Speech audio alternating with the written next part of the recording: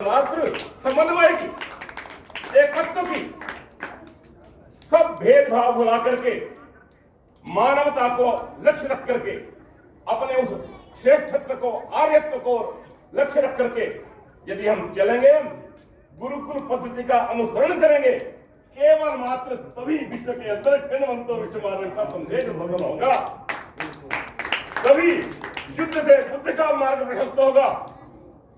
नहीं तो केवल मात्र सारा विश्व युद्ध की विभीषिका के अंदर जल रहा है। ये आप और हम देख रहे हैं। लॉर्ड मैकाले की पद्धति ने हमें कहां से कहां लाकर खड़ा कर दिया है, ये आप मेरे से ज्यादा जानते हैं। और मैं भी घूमता हूं, देखता हूं, समाधान की किरण आप हैं।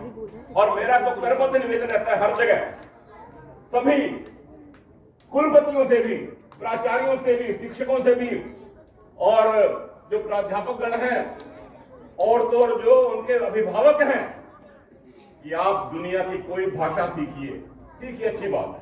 हम भी जानते हैं, हम भी सीखते हैं, खूब जानते हैं, खूब सीखते हैं, किंतु संस्कृत और हिंदी का दीप जलाए रखिए। बड़े झंझावातों में बुझ रहा है ये दीप। नई शिक्षा नीति के अंदर दिशा निर्देश दे दिया है, बहुत प्रेरित कर दिया है कि हम अपनी मातृभाषाओं का सम्मान करें, अपनी संस्कृत भाषा का सम्मान करें, अपनी हिंदी भाषा का सम्मान करें, और तो और भारतवर्ष की जितनी भाषाएं उनका सम्मान करें। किंतु सबकी मूल सर्वासाम भाषाणाम मूलम संस्कृतम अस्ति, संस्कृतम विना सर्वम विनष्टम, भारतीयम ज्ञानम विज्ञानम संस्कृतम विना सर्वम नष्टम भवति। ये समझ लेना चाहिए। और मैं तो रात को सोच रहा था, अब मैं कह दूं अपनी बात, कि ये ऐसा स्थान बनेगा, आपने करना सारा काम दिया क्योंकि आपने मुझे छेड़ रखा। ये स्थान, ये देव गुरुकुल आप सबके आशीर्वाद से, आप सबके सक्रिय सहयोग से निश्चित रूप से आने वाले दिनों में संस्कृत और हिंदी के शिक्षण का महान केंद्र बनेगा। मैं स्वयं यहाँ पे बच्चों को पढ़ाऊंगा। क्या बात, जोरदार ताली। अन्यत्र कुत्रापि संस्कृत संभाषणस्य नास्ति अवकाशः, यादृशः अवकाशः भवति प्रदत्तः। भवादृशः आचार्याः यत्र सन्ति तत्र कथं न सर्वे भारतीयाः सर्वे विश्वजनाः जानीयुः अस्ति देव गुरुकुलम्, तत्र अद्यत्वेपि संस्कृतं भाष्यते, पठ्यते, पाठ्यते, तत्रत्या ब्रह्मचारिणः संस्कृत भाषायां, हिंदी भाषायां, आंग्ल भाषायां निष्णाता। आपको मैं आके मंत्र बताता हूं, आपको बच्चों से बात करता हूं। आप दुनिया में सबसे आगे रहना चाहते हैं, आचार्य जी ने टारगेट दे दिया है। मैं आपको नंबरों का टारगेट नहीं देता, मैं वो देता हूं टारगेट आपको, जो भी आपने कर लिया तो आप हमेशा हमसे आगे रहेंगे। हमारे गुरु ने हमें दिया था तो हम आगे रहे हमेशा। एक भाषण आपने संस्कृत में याद करना है, एक भाषण हिंदी में याद करना है, एक भाषण अंग्रेजी में याद करना है। करोगे?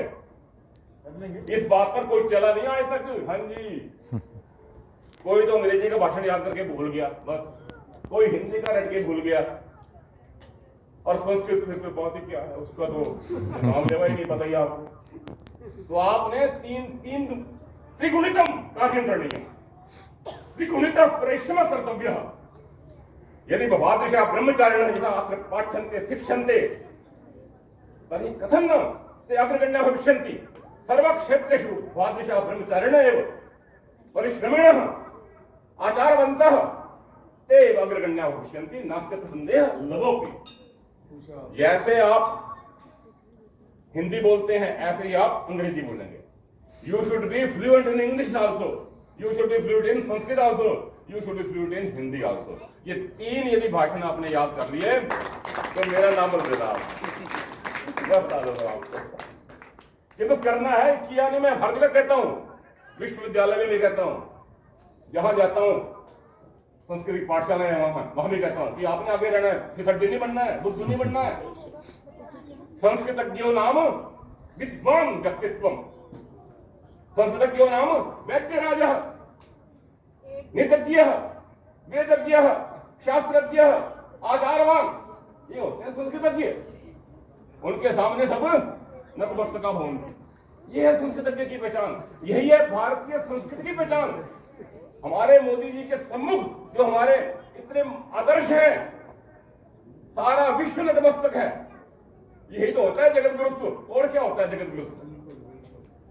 जगत गुरुत्वम भवताम आचरणे भवताम जीवने भवताम व्यवहारे। तो बहुत भावनाएं हैं, मैंने अभी एक कहा था। और महात्मा गांधी जी भी कहते थे, जहां जहां आर्य समाज है वहां वहां जीवन ज्योति है। और मैंने जहां जहां आर्य समाज पाई वहां वहां अपना कार्यक्षेत्र तैयार पाया। और तो जवाहरलाल जी भी कहते थे, आर्य समाज ने लड़कों और लड़कियों की शिक्षा, स्त्रियों की दशा सुधार और दलितों को ऊंचा उठाने की दिशा में बड़ा अच्छा कार्य किया। राजगोपालाचार्य जी कहते थे, आर्य समाज ने हिंदू समाज को भले आदमी के रहने योग्य बनाया। और बहुत नाम दिए। सुभाष चंद्र बोस कहते थे, संगठित कार्य, दृढ़ता, उत्साह और समन्वयात्मकता की दृष्टि से आर्य समाज की समता कोई समाज नहीं कर सकता। रविंद्रनाथ ठाकुर, एक पंक्तियां लगाना पता चलेगा लोगों को। कहते हैं समन्वय नहीं, समन्वय आपसे ज्यादा कौन करेगा समन्वय में? रविंद्रनाथ ठाकुर कहते थे, आर्य समाज ने भारत माता के जीवन के सभी क्षेत्रों को प्रकाश से प्रकाशमान किया और भारतवासियों को जागृत किया। और बहुत समय मैं नहीं लूंगा, बड़ी बातें कहनी थी मैंने, किंतु मैं क्योंकि असली कार्य अभी जो बच्चों को पुरस्कृत करना है शेष है, आपने मुझे यहाँ आमंत्रित किया और ऐसा अवसर प्रदान किया।